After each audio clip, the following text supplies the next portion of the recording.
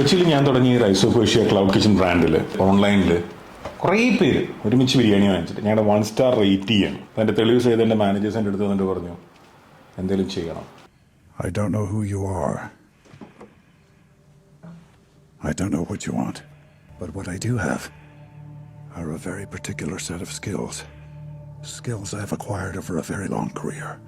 Skills that make me a nightmare for people like you. I will look for you. I will find you. And I will kill you. അതല്ല, അത് പൊളിച്ചെടുത്തൊരു track മാറിപ്പോയതാ. നിങ്ങളിത് organised ആയിട്ട് കുറേ എണ്ണം മേടിച്ചിട്ട് 1 star rate ഞങ്ങളുടെ degrade ചെയ്യാൻ plan ഉണ്ടെങ്കിൽ അത് തലേന്ന് പറയാമോ? ഫ്രിഡ്ജും ഫ്രീസറൊന്നും ഇല്ലാത്ത കിച്ചണാണേ. അപ്പോൾ ഫ്രഷ് ചിക്കൻ മേടിച്ച് ഉണ്ടാക്കുന്നതാ.